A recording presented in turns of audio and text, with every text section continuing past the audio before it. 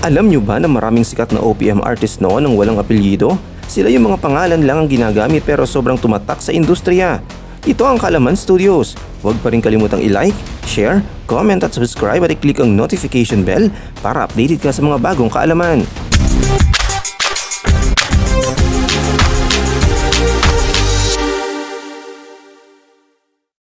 Samahan niyo ko at alamin natin ang ilan sa mga original hitmakers na walang apelyido sa kanilang stage name. Number 1. Dulce. Unahin natin ang isa sa pinakarespetadong OPM singers. Walang iba kundi si Dulce. Hindi lang siya basta singer, isa siya sa Asia's diva at theme song queen. Siya ang nasa likod ng makapangyarihang awitin na Ako ang Nasawi, Ako ang Nagwagi. Pero alam niyo ba, ang tunay niyang pangalan ay Maria Teresa Magdalena Abelarre Liamedo. Pang royalty ang dating, di ba? Maliban sa kanyang music career, kilala rin si Dulce bilang isang stage actress. Talagang isang alamat sa mundo ng OPM. Number 2. Andrew E. Ngayon naman ay kilalanin natin kung ano ba ang E sa Andrew E. Maraming kahaka-haka noon pero ang totoo, ang kanyang buong pangalan ay Andrew Ford Valentino Espiritu. Kilala siya bilang isa sa mga pinakamakatagumpay na rapper sa bansa. At syempre, ang kantang nagpasikat sa kanya, Humanap Ka ng Pangit. Mula sa comedy rap hanggang sa pag-aartista, naging household name si Andrew E. Hanggang ngayon, sikat pa rin siya at patuloy na paggawa ng musika. Number 3. Florante. Ito naman, isa sa mga haligi ng Pinoy folk music. Florante. Ang kanyang musika ay puno ng damdamin at makabayang mensahe. Sino ang hindi nakakaalam ng Ako'y Pinoy at Handog? Pero teka, may apelyido nga ba siya? Syempre meron. Ang tunay niyang pangalan ay Florante de Leon.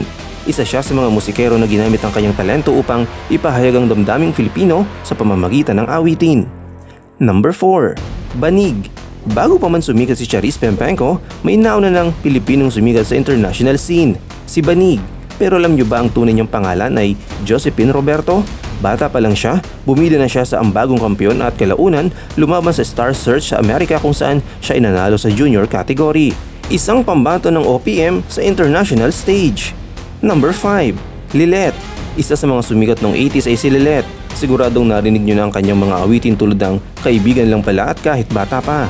Pero teka, ano nga bang tunay niyang pangalan? Siya ay si Maria Luz Lilet Navarro Hodloman. Oo, medyo mahaba, kaya naman Lilet na lang ang ginamit niya. Bukod sa pagkanta, lumabas din siya sa ilang TV shows tulad ng My Special Tatay at Dear Oge. Kahit ilang dekada na lumipas at ang kanyang musika ay nananatiling buhay sa puso ng OPM fans. Number 6. City. Sa mundo ng bossa nova, walang tatalo kay City.